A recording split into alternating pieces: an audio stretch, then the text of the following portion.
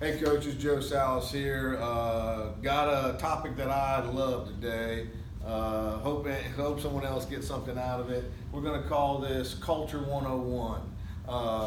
Probably the last 4 years, I've really taken a deep dive and Zoom focus in on culture, and I think I got it nailed down. So let's go through it and see if I got some ideas that help you.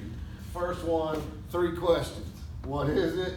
What does it do, and how do you do it? So I think all of us, I've heard old guys even talk about we got to have a culture change. But the first thing is, well, what is culture?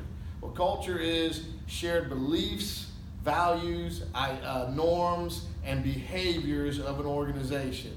And the key word being behaviors, because your organization is going to rise and fall based on the behaviors within it.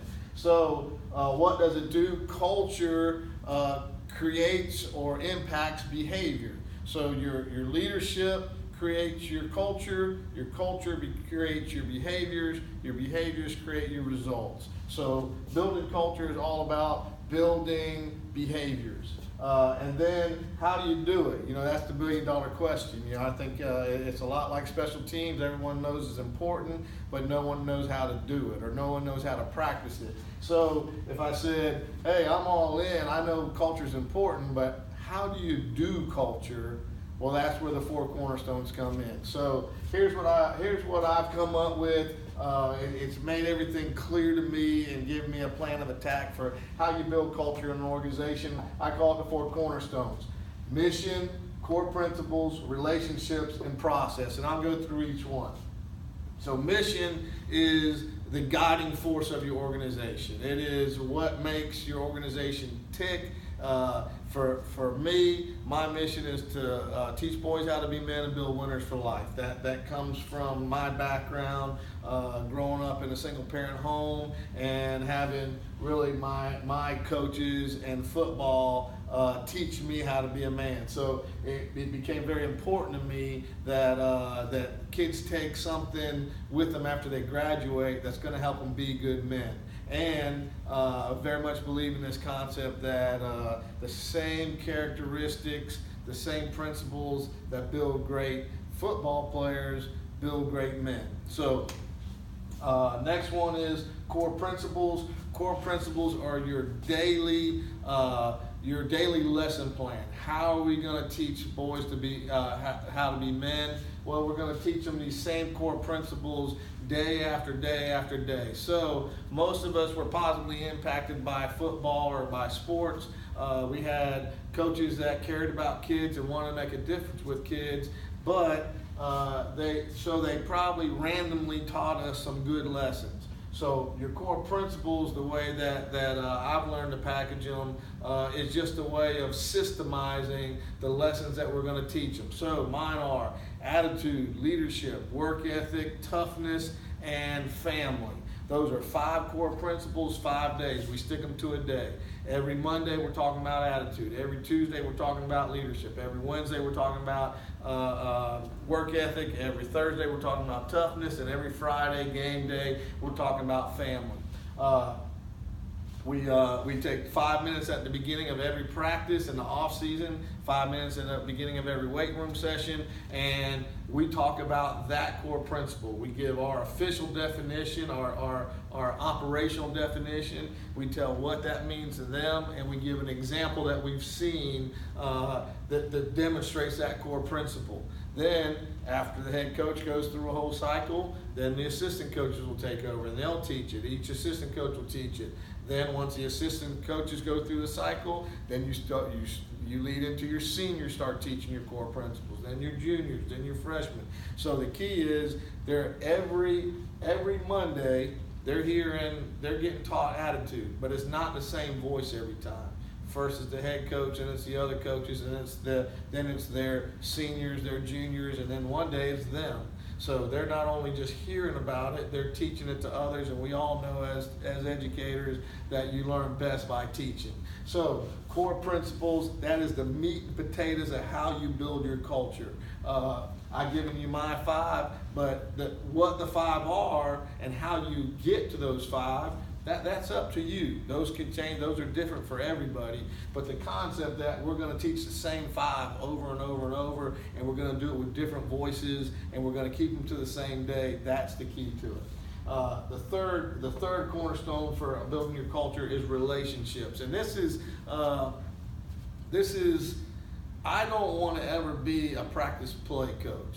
I've been in those programs before, and I think we're gypping kids when we do it that way.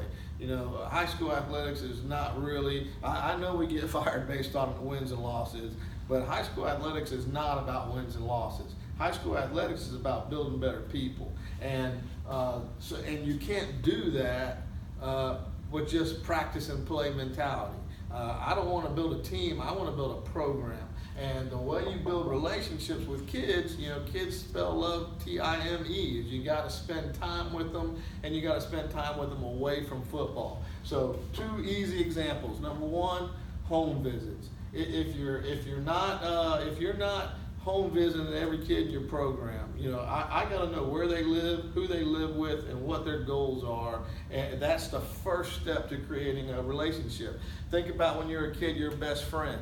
Your best friend, you spent time with them, you did stuff away from football with them, and you knew where they lived. You spent the night over there. You knew who they lived with. You knew their family situation. You knew about them.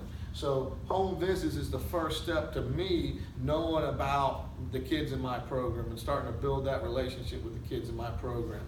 Another example would be our team day. We pick the last day of the summer workouts. We have a team day, which is basically a youth lock-in where we practice. We get 2 or 3 different practices in, but we pull out a slip and slide and do slip and slide. We go in the gym and play dodgeball. We take them bowling. We take them out to eat that night. We do, and then we go through our creed, which is part of our core principles, where each kid has to learn the creed that encompasses our core principle. That's that night. That's a big night for us. And then we get up early. We don't go to sleep. We stay awake the whole time. And then we get up early and do a special teams practice and send them home. And when we do our exit interviews with our seniors, almost every single one of them all mention our team night, that was an impactful night for them, that was a team building night, that was a relationship building night.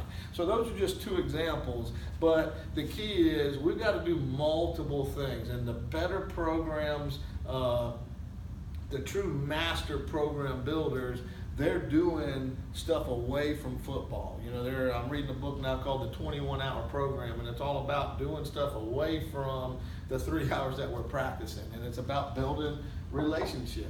You know that the best teams are your tightest, closest, most unified, bonded teams. That comes from building relationships, and that can't happen with a 2-hour practice in a game and send them home. That has to do with other stuff you're doing with kids away from football. And then the last one is process. You know, we all hear Coach Saban talk about process. To me, process is the day-to-day of getting better and better. And it's about systemizing those different things that it takes to get better. So we all got those big ones, you know, weight room is a process, practice is a process, and then alignment is a process. You know, are your position coaches aligned with the big mission at the top? Is everyone on the same page? Are your kids, when they're away from you, are they preaching and talking and believing in the mission of the program and the way we do things? Are they talking about core principles and teaching core principles to other kids? Do your kids, do the old kids teach the young kids? There's a process, a big brother process there.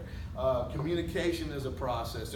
We could sit here and list a million different processes or systems that have to function at a high level for us to build the thing the way we need to do it.